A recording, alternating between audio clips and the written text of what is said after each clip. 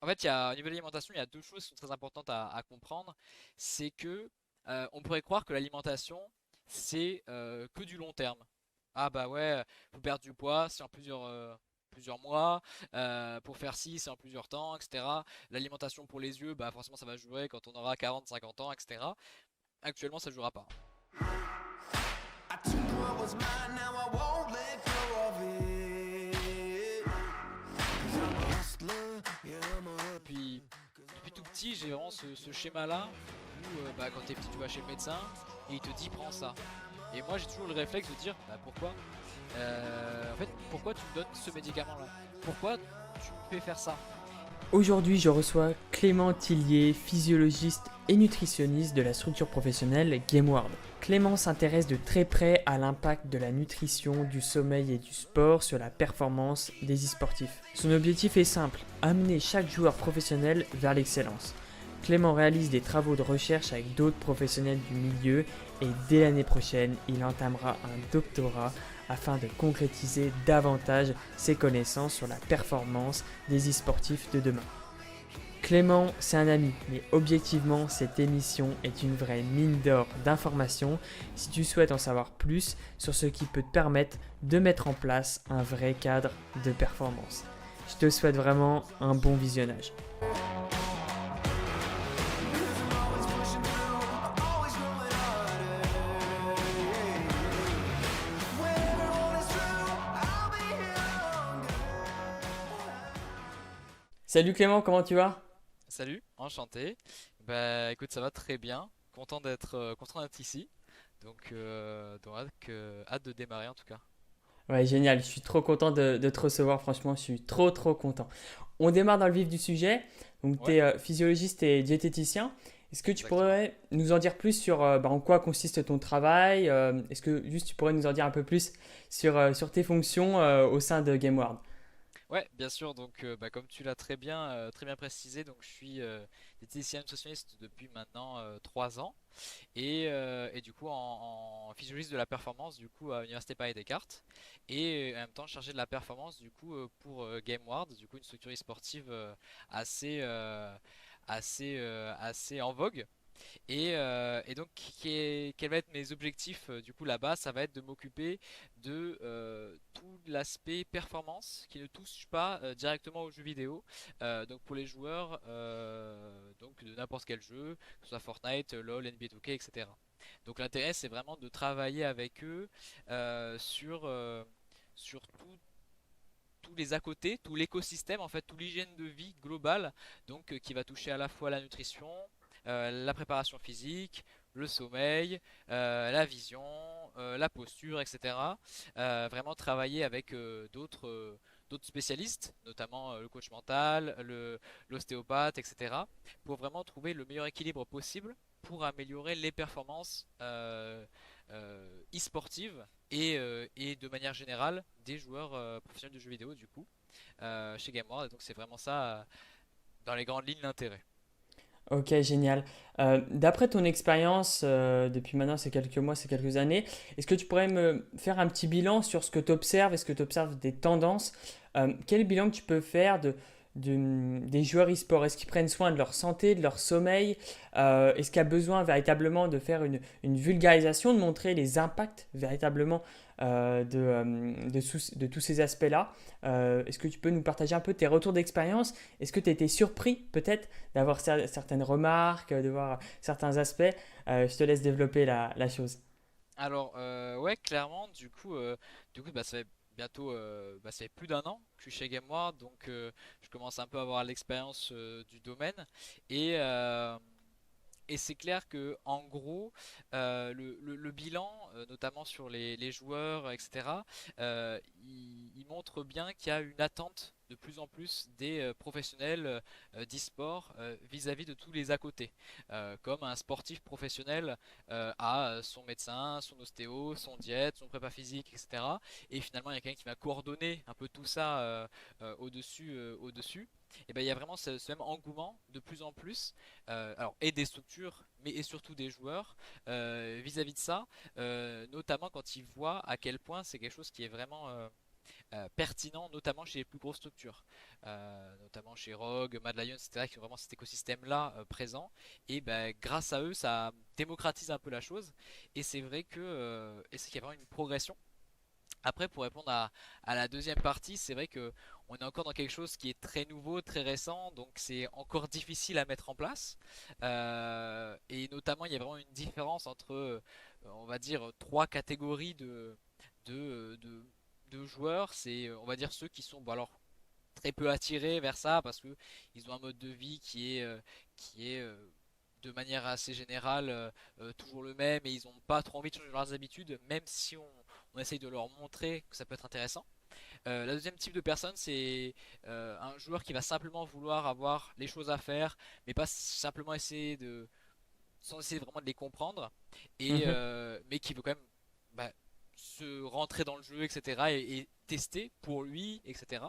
Et Ouais. le troisième type de personne, et moi c'est vraiment la personne avec laquelle je préfère travailler parce qu'il y a vraiment tout cet aspect social, scientifique, etc. derrière, c'est vraiment de dire on va faire des choses et pourquoi on va les faire, pourquoi est-ce qu'on va mettre en place ça, dans quelle mesure ça va améliorer tes performances. Le tout c'est vraiment de faire comprendre que c'est physiologique, c'est scientifique et c'est pas magique. C'est pas on va tester ça, peut-être que ça va fonctionner. C'est non, c'est testé dans un sport traditionnel, c'est testé chez des pianistes, c'est testé chez X, Y personnes, voire c'est testé chez des six sportifs professionnels. Parce que justement, moi, l'avantage que je peux avoir par rapport à d'autres choses, c'est que je suis en master de recherche et je vais démarrer un doctorat justement là-dedans. Et donc Ah, on va l'intérêt, en c'est de parler. faire exactement, de la recherche justement chez les performances des joueurs, leur tester tel ou tel entraînement, voir ce que ça peut faire sur leur capacité cognitive, traitement de l'information, attention, etc. Et puis après, du coup, pouvoir démultiplier ces intérêts-là pour améliorer les performances et être, même si le taux d'erreur est toujours possible, ben, en grande partie sûr que ça peut avoir un impact positif et après vraiment adapté à chacun. Et donc c'est vraiment tout ça qui fait qu'il y a des profils toujours intéressants qui sont en demande et petit à petit, si on arrive à amener les données scientifiques, etc., on a toujours quelque chose qui se passe bien et on a des résultats qui sont intéressants et les joueurs nous le rendent bien pour le coup. Mhm. Ok, excellent. Tu parles de revues scientifiques, etc. Ça me permet d'introduire un contenu que tu proposes. C'est les infographies que tu as fait notamment sur la thématique du sommeil, de la nutrition, etc. Donc, la première chose que je veux dire, c'est tous les réseaux de Clément déjà sont dans la description. Allez voir ce qu'il fait. Il fait des lives sur Twitch depuis très récemment et il poste des infographies. Je pense qu'il va en avoir de plus en plus sur Twitter. Donc franchement, allez le suivre. Il y a Merci, énormément de contenu. J'ai jamais vu ça franchement sur la scène e-sportive en France. Donc allez le suivre, merci, c'est merci vraiment beaucoup. incroyable. Tous les liens sont dans la description et j'adore ce qu'il fait tout simplement. Donc voilà, c'est également pour ça que j'ai le plaisir d'inviter Clément. La deuxième chose, c'est parler du sommeil, si tu le veux. Euh, Ouais. Est-ce que tu pourrais me donner trois habitudes concrètement à éviter? Moi personnellement, je suis quelqu'un qui a un peu de mal avec mon rythme de sommeil, etc. Est-ce que toi, d'après ton expérience, tu as vu des mauvaises habitudes qui pêchaient et qui avaient un réel impact néfaste, négatif sur les e-sportifs? Ça m'intéresse énormément. Alors des mauvaises habitudes sur le sommeil ou des choses sur le sommeil de manière globale, je pourrais en parler pendant une dizaine d'heures. Mais si globalement on voulait retenir trois choses, j'ai Ouais. envie de retenir les trois gros piliers vraiment qui détruisent un sommeil Ok. ou qui à l'inverse l'améliorent. Et sachant que des piliers, on pourrait vraiment en donner une dizaine. Ouais. Une dizaine, 10 importants. Là, tu m'en as demandé trois, donc je vais te donner les trois majoritaires à mon sens. Ouais. Et je vais expliquer pourquoi ils sont majoritaires parce que ça fait un véritable cercle vicieux.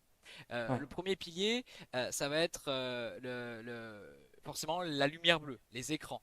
Ouais. Jusqu'à l'heure on va jouer. Pourquoi ça va faire Mhm. telle ou telle chose. Et notamment sans entrer dans un détail scientifique, parce que bon, si ça vous intéresse, je pourrais vous développer une prochaine fois. Mais l'intérêt, c'est vraiment la lumière bleue, du coup, va jouer au niveau des récepteurs rétiniens et va réduire la production, ou plutôt la transformation de la sérotonine, donc une hormone, en mélatonine, l'hormone du sommeil, cette fameuse hormone-là qui permet de trouver le sommeil et de rentrer dans un Ouais. cycle profond. Et donc Mhm. va réduire cette transformation-là, du coup va altérer de manière significative et néfaste notre sommeil. Ça va être le premier point important. Deuxième point, ça va être au niveau de l'alimentation. Une alimentation trop riche, prise trop tôt avant de manger, avant d'aller se coucher, ou trop tard avant d'aller se coucher, qui contient certains produits stimulants, va impacter négativement notre sommeil. Même si on a la bonne dose de mélatonine, si on a une digestion qui est trop lourde, qu'on met du temps à digérer, on va réchauffer notre organisme. Or, pour bien s'endormir, on a besoin d'avoir une température corporelle en baisse. Et donc, ça va faire en sorte qu'on va avoir du mal à s'endormir parce qu'on a la digestion, ou alors on va se réveiller dans la nuit parce qu'on a une fringale, ou alors on va avoir envie d'aller aux toilettes, beaucoup de choses. Hmm. Deuxième gros pilier, et enfin troisième gros pilier, et ça plus spécifique notamment, un peu comme les écrans des professionnels de l'e-sport, ça va être toutes les boissons énergisantes qui vont avoir ce rôle-là aussi, parce que forcément c'est stimulant, on va l'apprendre tard, du coup on va être éveillé plus tard dans la nuit, du coup on va décaler nos cycles de sommeil, du coup on va moins bien récupérer, du coup on va être encore plus fatigué, du coup on va en reprendre une pour tenir encore plus tard, et ainsi de suite, véritable cercle vicieux. Et c'est vrai qu'on a ces trois gros piliers qui vont jouer et qui vont du coup se mettre couche après couche sur notre sommeil et vraiment du coup faire un véritable cercle vicieux et fait le boule de neige dans lequel il est assez Hmm. difficile, entre guillemets difficile, parce que moi je travaille beaucoup avec les joueurs, etc. Et au final ça va très bien maintenant, mais de s'en sortir si on n'a pas les bons tips ou les bonnes astuces. Et bon après, voilà, on peut rajouter beaucoup d'autres piliers, l'activité physique en journée, etc. Mais du coup, si tu m'as nommé que 3, donc c'est Ouais. l'idée quoi. Ok, top. Merci beaucoup. Bah, Euh, avec plaisir. Justement, tu me parles que tu accompagnes des joueurs. Toi, quelle est la durée minimale de sommeil que pas t'imposes, mais que tu recommandes plutôt aux joueurs que tu es amené à suivre? Parce que c'est vrai que moi, tu vois, sur les forums, on voit tout. On dit, ouais, il faut dormir minimum 6 heures. Tu vas sur un autre forum, on dit, ouais, il faut dormir minimum 8 heures. Je ne sais plus quoi penser. Donc, j'aimerais avoir ton avis. Qu'est-ce que tu recommandes, toi? Quelle est la durée de sommeil minimale que tu recommandes? Alors c'est une question très complexe. Je vais essayer de répondre de manière assez succincte. C'est qu'il Ouais. y a beaucoup d'études qui ont été faites, notamment avec une diminution de la sécrétion de mélatonine avec l'âge, avec une augmentation des besoins à l'adolescence, Hmm. etc. Beaucoup d'études à ce niveau-là. Et pour citer une étude qui a été faite notamment chez les e-sportifs, puisque c'est ce qui nous intéresse, on observe une baisse de la réactivité des capacités cognitives après plusieurs semaines à un rythme de 6 heures, voire 4 heures par nuit. Ah oui. Euh, D'ailleurs, je fais une infographie à ce niveau-là qui détaille un peu plus tout le fonctionnement. Mais on estimerait que le sommeil le plus optimal alors, potentiellement pas les améliorer, mais au moins ne pas amoindrir nos capacités cognitives, serait 8 heures, 8 heures et demie par nuit. Mais maintenant, on rentre dans un débat encore plus gros, c'est que là on parle de la quantité du sommeil. Mais est-ce que dormir 6 heures d'une bonne qualité serait pas plus intéressant que dormir 8 heures en mauvaise qualité en ayant mangé juste avant, en se réveillant pendant la nuit, etc. Et c'est là où toutes les subtilités sont intéressantes vraiment à comprendre. Mais pour faire simple, globalement, on pourrait dire 8 heures, 8 heures et demie, et de bonne qualité. Donc en ayant mangé 1 heure à 2 heures avant d'aller se coucher, un repas intéressant nutritionnellement, sans boisson excitante ou produits excitants Hmm. avant d'aller se coucher, et en évitant au maximum les écrans là, avant forcément d'aller se coucher ou de décider d'endormir, ou alors en utilisant quelques tips qu'on pourrait voir plus tard. Ok, Donc ok, voilà, génial. c'est l'idée. Ok, ok, top. La nutrition, forcément, c'est une part importante de tes champs de compétences, de tes champs de recherche également. J'ai envie que si tu peux mettre en avant, encore une fois, des mauvaises habitudes que les sportifs prennent, que ce soit en matière d'alimentation, et que tu as découvert, on va dire, un peu sur le tas, ou même que tu t'y attendais ou pas. Enfin, voilà, quelles mauvaises habitudes que tu rencontres très fréquemment dans ton quotidien auprès des joueurs, est-ce que tu peux un peu les mettre en avant et nous donner les impacts négatifs, évidemment, que ça a, les répercussions que ça a sur les performances d'un e-sportif? Bien sûr. Euh, En fait, au niveau de l'alimentation, il y a deux choses qui sont très importantes à comprendre. C'est que on pourrait croire que l'alimentation, c'est que du long terme. Ah bah Ouais. ouais, faut perdre du poids, c'est en plusieurs mois. Pour faire ci, c'est en plusieurs temps, etc. L'alimentation pour les yeux, bah forcément ça va jouer quand on aura 40, 50 ans, etc. Ouais. Actuellement, ça Hmm. ne jouera pas. En fait, ce qu'il faut bien comprendre, c'est que, alors oui, bien sûr, ça joue énormément sur le long terme, hein. Si dans X ou Y années, on évite des maladies cardiovasculaires, on évite des pathologies comme le diabète, etc. Bien sûr, Mm. l'alimentation va jouer au long terme. Mais Mm. il peut y avoir aussi une alimentation dite aiguë qui va jouer clairement sur le court terme. Et moi, c'est vrai que en travaillant avec les joueurs, je m'attarde sur les deux côtés parce que si on n'est pas dans les bonnes performances, dans les bonnes capacités le jour du tournoi, et ben clairement on va nuire aux performances, etc. Et moi, le premier truc que j'ai pu noter qui a vraiment été game changer chez les joueurs, etc., et avec lequel du coup je travaille encore vraiment régulièrement parce que c'est pas tout de dire, mais il faut aussi appliquer comment remplacer, etc. Et Mm. ben c'est le gros repas plaisir avant, avant une compétition ou la veille de la compétition. Alors je vais Mm. m'expliquer. Si c'est la veille de la compétition, on va avoir un gros repas plaisir, mettons je dis n'importe quoi, un fast-food, un kebab, ce que vous voulez, Mm. un McDo pour citer un peu différentes choses. Ouais. Et en fait ce qu'il va faire c'est que, un peu comme on parlait précédemment, on va avoir un repas riche, lent à digérer, etc. J'entends un détail, mais bref, qui va influer vraiment négativement sur notre sommeil. On va dormir potentiellement mal, ou même si on a besoin de bien dormir de mauvaise qualité, on va mal récupérer, et au final on va avoir des compétences réduites le jour J, le jour de la compétition, le lendemain. Donc ça c'est un effet direct, aigu, c'est pas chronique, c'est on a mangé un repas qui n'était pas adapté, on a une baisse de nos performances. Mhm. Et encore un peu plus récent, on va dire, c'est que, mettons, vous dormez bien, il n'y a pas de souci, vous avez bien toléré votre repas parce que vous avez l'habitude de faire des fast-food tous les soirs, je dis n'importe quoi, hein. Et bien, ça, on peut imaginer que c'est plutôt si on le prenait juste avant la compétition.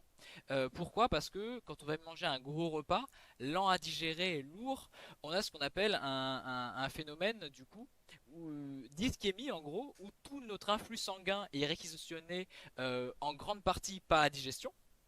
Et ce qui se passe, c'est que l'influx sanguin, du coup, pour le cerveau, pour les capacités motrices, les capacités cognitives, alors bien sûr, il n'est pas nul, hein, sinon on aurait du mal à survivre, mais il est amoindri. Ou en tout cas, il n'est pas optimisé pour ce qu'on voudrait faire. Donc l'intérêt, Ouais. c'est vraiment, encore une fois, d'améliorer notre repas pré-compétition, alors la veille ou le jour J, et le jour J, pardon, pour justement optimiser nos capacités sur le court terme. Et par contre, ce qu'on peut faire, c'est que si on utilise un repas plaisir, après la compétition, si on appelle le lendemain, bien sûr, il n'y a aucun souci. Mm. Parce que l'intérêt non plus, c'est pas Ouais. de se frustrer, c'est pas de se restreindre. On n'est pas dans une compétition de bodybuilding où on a besoin de faire X ou Y poids. L'intérêt, c'est aussi de se faire plaisir par l'alimentation, mais de se faire plaisir intelligemment. Qu'est-ce qu'on va prendre avant le repas? Qu'est-ce qu'on va Ouais. prendre avant la compétition, pardon? Qu'est-ce qu'on va prendre la veille? Et le lendemain, faites-vous plaisir. Mm. Donc c'est Mm. vraiment l'idée de la chose qu'on peut voir le plus régulièrement au niveau de la nutrition euh, qui peut vraiment impacter. Après il y a beaucoup d'autres choses, mais c'est vraiment pour moi une des Ouais. pièces maîtresses en tout cas. Ouais. Il y a quelque chose, franchement, qui m'intéresse énormément. Comment, toi, tu expliquerais en fait le fait de dire, bon, allez, avant une grosse compétition, je vais un peu, l'expression c'est je vais me péter le bide, tu vois, je vais me faire plaisir. Euh, Comment tu expliques ça en fait? Est-ce que c'est un facteur plus psychologique de se dire, putain, je vais bien manger, comme ça je vais bien performer? Est-ce que c'est se dire, putain, j'ai besoin de bien manger pour justement être au top de mes capacités? Je mange bien pour éviter de stresser. Quelle est l'explication que toi, tu peux suggérer à ton échelle? Ouais. Alors pour avoir une formation dans mes études aussi sur les TCA, alors du coup TCA c'est troubles du comportement alimentaire, Ok. il y a beaucoup un côté alimentation réconfort, alimentation confort et confort aussi bien physique que mental. Une Ouais. compétition c'est stressant pour l'organisme. Alors pas directement pour l'organisme, mais c'est stressant psychologiquement. Et ce stress psychologique va influencer sur beaucoup de facteurs de l'organisme, sécrétion de cortisol, Mm. sécrétion de beaucoup d'hormones, euh, hormones dites orexigènes. Orexigènes, c'est qui donne faim. Parce que, alors, chez certaines personnes, quand même, il faut noter un peu la globalité, certaines personnes, le stress va couper l'appétit. Mais dans d'autres cas, justement dans ce cas-là, il y a le stress qui va justement donner un élan d'appétit et on va trouver une baisse de stress et de réconfort en mangeant. Et souvent, qu'est-ce qui nous donne le plus de réconfort? Et ça, c'est pas un mythe, hein, c'est scientifiquement prouvé. Les matières grasses et le sucre sont les choses qui provoquent le plus de sécrétion d'endorphines, donc l'hormone du plaisir, l'hormone du bien-être, et qui vont, et de sérotonine aussi d'ailleurs, et qui vont vraiment favoriser du coup un bien-être et que finalement que ça va rentrer dans les dans les habitudes de prendre un gros repas avant de performer pour se sentir mieux. Sauf que ben, bizarrement, ça fait l'effet inverse. Parce que si on prend un gros repas, on se sentira mieux, mais on se sentira potentiellement plus ballonné, etc. Alors, bien sûr, on ne fait pas de généralité, hein. Ça peut très bien vous être arrivé que ça se passe très bien après un gros repas et que vous ayez roulé sur la compétition. Mais potentiellement, est-ce que vous n'aurez pas été meilleur si vous n'aviez pas pris autre chose? On peut y mettre l'hypothèse. Donc, c'est Ouais. vrai que on ne faut pas faire d'une exception une généralité. Mais il faut toujours essayer de vous comprendre le chose à l'opposé. Vous avez été très bon, mais est-ce que vous n'auriez pas été meilleur, par exemple? Ouais. Et c'est Ouais, vrai que tu quand vois on là, ouais. commence. Hmm. Tu changes de perspective et tu remets justement en cause, tu remets en question l'inverse de finalement qu'est-ce qui serait passé si, voilà quoi. Ouais, je Exactement, comprends. exactement. Hmm. Et Ok, intéressant. c'est vrai que c'est toujours l'objectif, hein. Moi, avec les joueurs, je serai toujours dans l'optique d'être la meilleure version de soi-même au jour le jour. Hmm. Et vraiment de toujours être dans l'ultra optimisation. Après, entre guillemets, si ça convient très bien d'avoir un rythme de vie comme ça et d'arriver à performer, bah, Hmm. entre guillemets, bon, c'est un choix. Mais c'est vrai que dans une optique vraiment d'ultra haute performance et d'être au top niveau, et bah peut-être qu'un jour c'est ce qui fera la différence entre le top 1 et le top 5. Et peut-être que c'est cette Ouais. différence-là qui aura fait que vous serez dans une meilleure équipe, dans une plus grande équipe, vous serez recruté. Et on ne peut pas savoir malheureusement. Ou heureusement, hein, ça dépend comment on voit les choses. Mais du coup, c'est vrai qu'il faut toujours passer dans l'optique de faire les choses au mieux. Ouais. Si tant est, bien sûr, que ça vous corresponde, hein. Après, la nutrition, tout comme l'activité physique, tout comme tout ce qu'on peut faire en physiologie, bah, c'est pas une science brute, c'est quelque chose qui s'adapte à vous, à votre métabolisme, à, à vos habitudes alimentaires, à beaucoup de choses. Et c'est pour ça que eh ben, il y a des métiers comme ceux que je fais qui existent, parce que c'est pas Hmm. tout de copier le régime d'un tel ou la prépa physique d'un tel. Il faut vraiment comprendre pourquoi on fait les choses et comprendre que pour un tel ça fonctionnera mieux et que pour tout il faudra faire une adaptation, etc. Et c'est vraiment tout l'intérêt, quoi. Hmm. Hmm. Super, super intéressant. J'ai vraiment appris plein de trucs. Euh, Ce week-end, tu vois, imaginons, je joue la finale des FNCS, tu vois. Euh, quel repas, en matière de nutrition, durant ce week-end de compétition, qu'est-ce que tu me recommanderais pour être en forme, pour être performant et exploiter 110% de mon potentiel? Euh, Quel repas me préconiserais-tu? J'aimerais avoir ton avis. Alors, bien sûr, c'est un repas qui va beaucoup s'adapter en fonction des gens. Mais Ouais. pour faire quand même quelque chose d'assez simple et assez concis, on peut essayer d'imaginer déjà le repas de la veille, comme j'ai expliqué. Donc Ouais. on veut une source déjà de crudité pour Ok. l'apport en vitamines et minéraux. Alors pourquoi crudité? C'est parce que si on a un peu trop de crudité, on perd certaines vitamines. Donc pourquoi pas une source de crudité en salade, en plus c'est l'été, tomates, Ouais. concombres, poivrons, en ce moment ça passe bien. Hmm, hmm. Vraiment un peu de mozzarella, ça peut être intéressant de se faire un peu plaisir à ce niveau-là. Le fromage n'est pas interdit du tout, mais il y a certaines quantités à respecter, bien évidemment, pour éviter que ça soit trop Hmm. impactant. Ensuite, Ouais. on va vouloir avoir une source de protéines qui sont intéressantes. Pourquoi? Parce que, sans rentrer dans les détails, il y a des protéines qui vont être hyper intéressantes pour la production de mélatonine, le tryptophane, j'en prends un détail. Et donc, ça peut être une source de viande, poisson, œufs. euh, Poisson gras, ça sera super pour les oméga 3. Viande plutôt maigre ou mi-grasse à privilégier par rapport à la viande grasse, qui elle sera plutôt à privilégier en repas plaisir post-compétition. Ensuite, on voudra une source de féculents complet de préférence, pâtes complètes, riz complet ou de légumineuses, quinoa, lentilles, pois chiches. Quelque chose qui est très intéressant parce que riche en protéines, riche en glucides complexes, donc qui ne va pas rapidement s'absorber, donc qui ne va pas nuire à notre sommeil et en même temps qui va s'absorber donc lentement, de manière régulière, qui va être intéressante à ce niveau-là. Nos crudités avec nos repas, etc. Et après, ça peut être un dessert, un truc qui peut faire un peu plus plaisir, parce que l'intérêt c'est aussi d'avoir quand même ce côté réconfort là avant compétition, mais non pas non plus dans l'excès de faire le gros fast-food, admettons. Donc vraiment, ça peut être un yaourt qui vous fait plaisir, des fruits, bon c'est une belle salade de fruits, ou alors du chocolat, même un petit chocolat, alors noir c'est mieux, même si c'est au lait, bon ça passera quand même tant qu'on n'abuse pas sur la tablette. Et vraiment l'intérêt c'est d'avoir tous les avantages, on va dire, à ce niveau-là, en gardant ce Ouais. côté quand même plaisir. Et en fait, plus on va commencer à faire des présentations ou des préparations qui vont être intéressantes nutritionnellement, plus on va prendre goût aux choses et après ça va être un véritable cercle vertueux. Et globalement, pour faire assez court, on va garder cette structure-là pour notre pas oui, pré-compétition, c'est exactement ça. Donc mettons si on s'entraîne si la compétition est de 18 à 21, mettons, ben, le repas de midi on voudrait garder un peu les mêmes éléments à ce niveau-là. Et pourquoi pas mettre en place une petite collation, surtout sur les FNCS Mhm. qui peuvent durer 3 heures, voire avoir deux versions de 3 heures si c'est un week-end de finale, etc.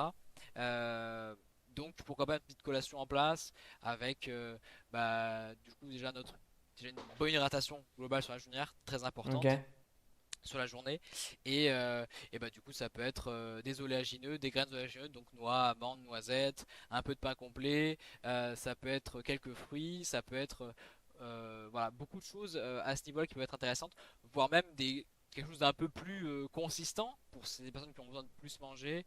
Euh, Si on veut prendre un fromage blanc avec des flocons d'avoine, un peu de miel, un peu de sirop d'érable, c'est quand même quelque chose qui est bah, plutôt plaisir mais Ouais. qui a que des bonnes choses parce que du coup le calcium va être intéressant pour la contractilité au niveau du système nerveux. Nos céréales complètes vont être intéressantes comme l'avoine, vont être intéressantes du coup pour vraiment avoir un maintien de l'apport énergétique régulier pour éviter d'avoir justement ce baisse et ce coup de barre qu'on pourrait avoir au milieu de nos Hmm. FNCS. Pas mal de choses comme ça. Donc c'est vrai que l'idée principale c'est vraiment d'avoir une alimentation complète. Hmm. Aussi bien en vitamines minéraux, donc plutôt pour le long terme, que plutôt en macronutriments, donc protéines, lipides, glucides, plus pour le court terme, et aussi le long forcément, et vraiment d'avoir vraiment un équilibre à ce niveau-là, qui sera forcément à adapter en fonction des profils type, et, mais dans les grandes lignes, ça va être ce qu'on va chercher de viser. Et c'est Ok, visible. top. Merci pour ces menus. Tu m'as donné faim. Super. L'alimentation, c'est quelque chose de vachement personnel. On ne fait pas manger n'importe quoi à n'importe qui. Clairement. Euh, Comment toi, tu t'y prends pour changer l'alimentation enfin, changer ou conseiller une alimentation au lieu d'une autre? C'est quoi ton approche? C'est je te propose ça, tu choisis. Je vais t'imposer ça, tu goûtes et on adapte. Comment tu vas être amené à changer l'alimentation d'un sportif? Tu vas t'y prendre progressivement. J'ai vraiment envie d'avoir ton approche parce que je me dis, ok, l'alimentation c'est personnel, mais comment tu vas amener la personne à lui faire changer son Ouais. alimentation et entre guillemets son quotidien finalement. Alors moi, je travaille toujours sur deux principes qui sont pour moi fondamentaux. Ouais. C'est que on ne fait pas de pratique de la théorie et on ne fait pas de théorie de la pratique. C'est la base. Pour moi, les deux sont les deux pierres angulaires de la nutrition pour Hmm. cette approche-là. Ouais. Donc, moi, ce que je fais, c'est que bah, déjà, quand je fais mes entretiens, etc., je demande le plus d'informations personnelles sur l'hygiène alimentaire du joueur, etc. Ouais. Hmm. Par rapport à ça, je cerne vraiment bah, depuis combien de temps il mange comme ça, pourquoi il mange comme ça. euh, je mets en exergue ce qu'il mange bien, ce qu'il mange de moins bien, les erreurs qu'il peut faire, etc. Et une fois que j'ai la pratique, moi je mets en place la meilleure théorie possible, optimale, et que je viens un peu mélanger avec ce qu'il peut faire en pratique. Parce que l'intérêt, c'est vraiment de ne pas lui changer drastiquement ses habitudes, parce que ça pourrait être la pire des choses à faire pour qu'il Ouais. abandonne au bout de 2 jours. Ouais, carrément. Ouais. Donc moi l'intérêt c'est vraiment que ça soit adapté à 100% à ce qu'il peut faire. Après bien sûr il y a des cas où il me dit franchement là ce que je fais actuellement je le fais au pif et ça me gêne pas du tout de changer. Dans ce cas-là on fait la théorie à 100% et on voit comment ça évolue. Mais dans tous les cas il y a cette phase où vraiment il y a un mix de théorie pratique qu'on vient mélanger, qu'on vient tester sur une semaine. Et alors attention c'est très important ça, tester sur une semaine hors compétition parce que l'intérêt Ouais. c'est pas non plus de nuire aux performances. Ouais, carrément. Ouais. Euh, Combien tester, voir comment ça évolue. Tiens, essaie de prendre cette chose avant de la compétition. Tiens, essaie de prendre ça avant de dormir. Voir comment ça évolue. Hmm. Et au bout d'une semaine, 2 semaines, 3 semaines, un mois, purée, on a trouvé l'équilibre parfait.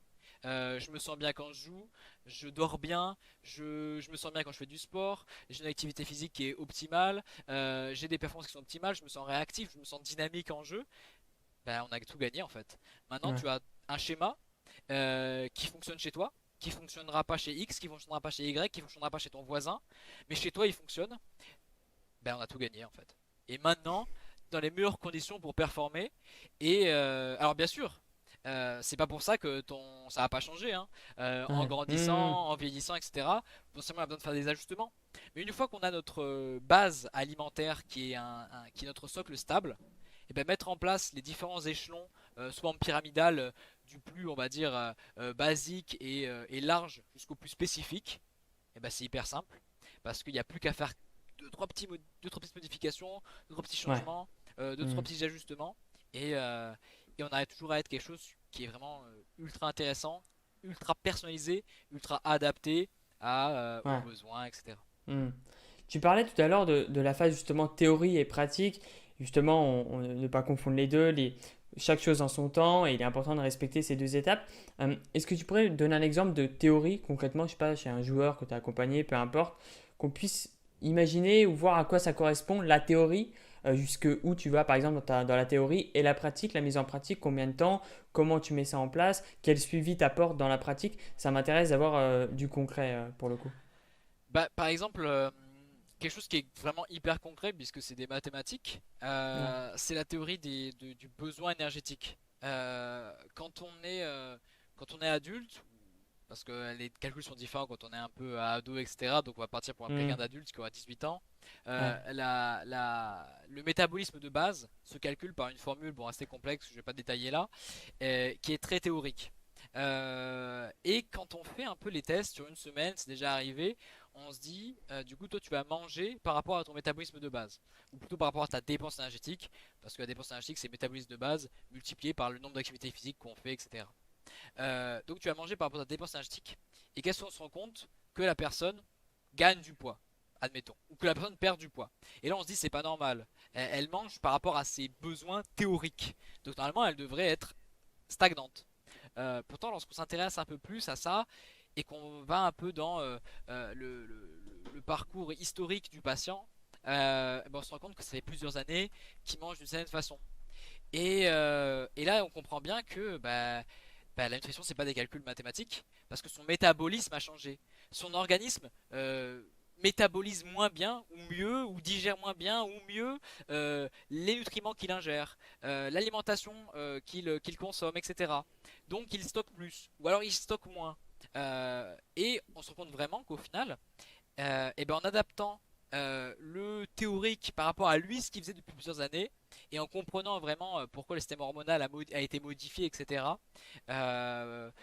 Et ben on a vraiment quelque chose de beaucoup plus juste que simplement une théorie de calcul mathématique de besoins énergétiques qui, si on ne comprend pas vraiment pourquoi on le fait, pourquoi on le met en place, pourquoi il y a besoin de tout cet encadrement, bah, ne vaut rien parce que au final c'est pas adapté à nous, c'est adapté à un calcul qui a été fait sur la population générale, qui a été fait sur un besoin général.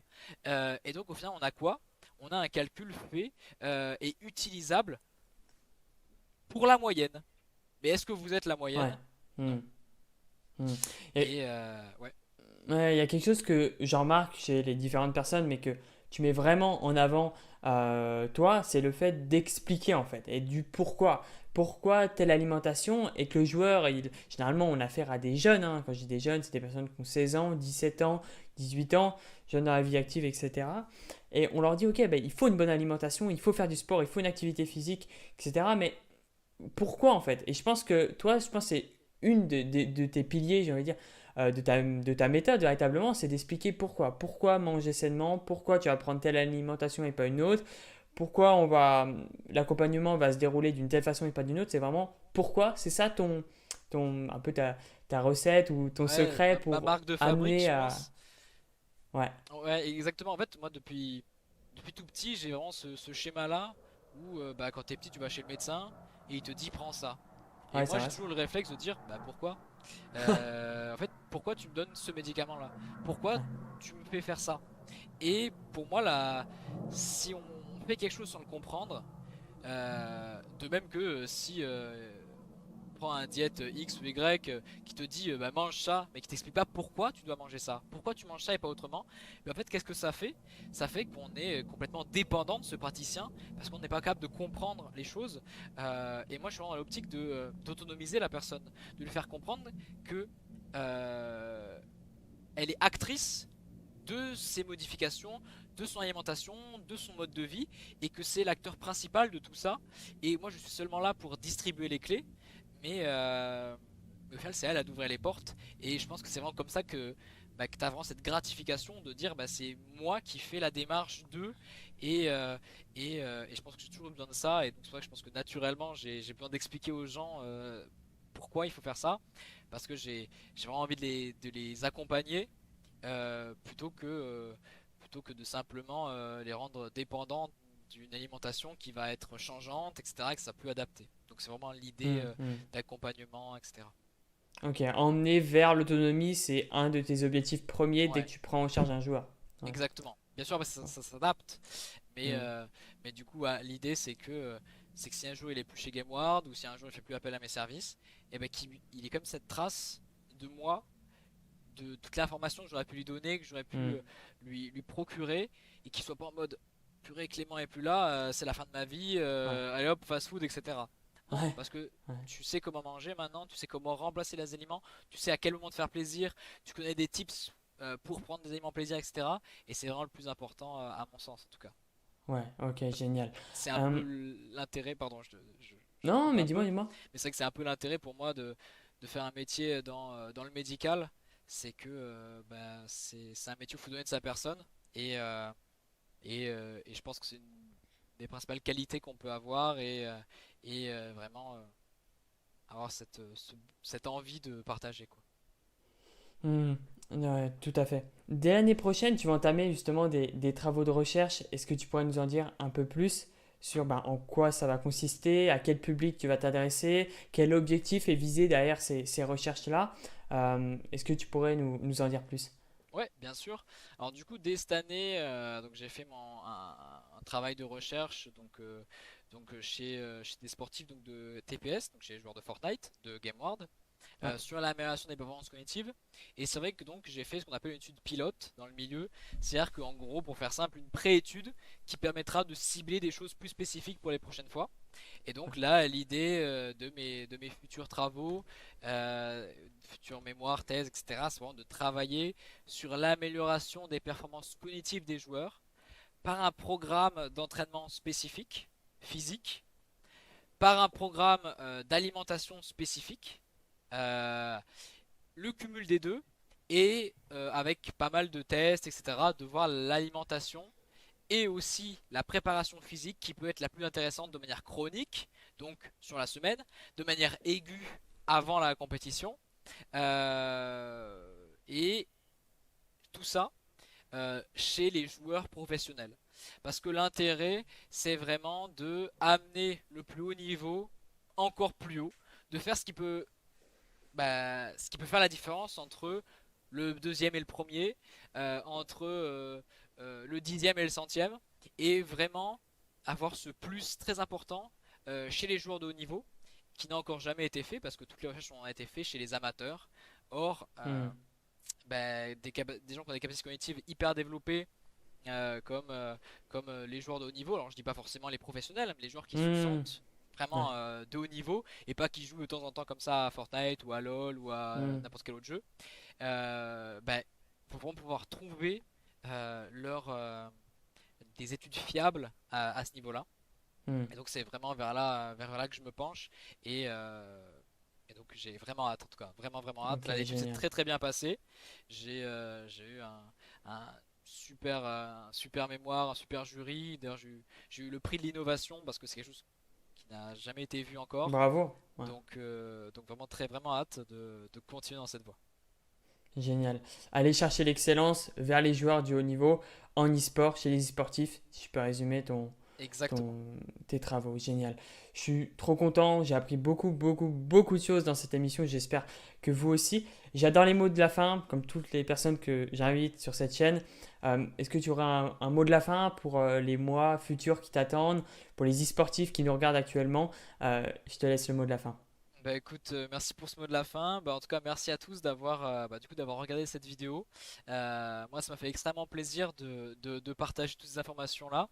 Comme vous pouvez le voir, je suis pas avare en explications, etc. Et pourtant, là, je me contiens pour pas que les vidéos durent 3 heures. Mais c'est vrai que j'aime partager. C'est aussi pour ça que du coup j'essaie de développer sur mes réseaux, du coup infographie, etc. Voire même en ce moment commencer les live Twitch. Du coup je peux vraiment aller plus en détail, répondre à vos questions et le tout un peu sous forme de d'infographie ou de dessin. Donc vraiment l'intérêt c'est vraiment de pouvoir partager ça à tout le monde parce que allez, comme mot de la fin, il y a une citation que j'aime bien, c'est la connaissance est la seule chose ou une des seules choses euh, qui, euh, euh, qui vraiment gagne à se développer et lorsqu'on la divise justement ou lorsqu'on la partage et qui se multiplie lorsqu'on la partage au final. Donc c'est vraiment pour ça que je prends du plaisir à faire tout ça et du coup c'est vrai que c'était un véritable plaisir d'être là. Donc merci à toi aussi Guillaume pour l'invitation. Et j'espère pouvoir vous retrouver tous et pouvoir faire quelque chose vraiment de global plus tard avec chacun d'entre vous. Et voilà. Sachez aussi que du coup, j'en profite. Du coup, moi, je travaille Ouais, chez ouais. GameWard, mais bon, je suis aussi un indépendant, donc je suis aussi des joueurs du coup qui ne sont pas structurés, qui n'ont Ouais. pas de structure. Euh, donc, euh, donc voilà. Génial. Un grand merci pour ton intervention, pour la pertinence des propos que tu as avancés, pour toutes les explications que tu nous as fournies. Euh, Franchement, tous les réseaux de Clémence sont dans la description. Allez les suivre sur tous les réseaux, que ce soit sur Twitch, surtout sur Twitter, où j'adore ces infographies. D'ailleurs, de toute façon, dans cette vidéo, vous avez pu voir des extraits de ce qu'il propose. Je vais peut-être pas tous pouvoir les mettre, mais allez regarder. Tout est sur ces réseaux. J'ai pris un grand plaisir. Je te remercie encore une fois, Clément. Merci beaucoup. Nous, on se retrouve très vite pour d'autres professionnels, pour d'autres passionnés, comme l'a fait très, très clairement Clément, pour parler e-sport, pour parler performance.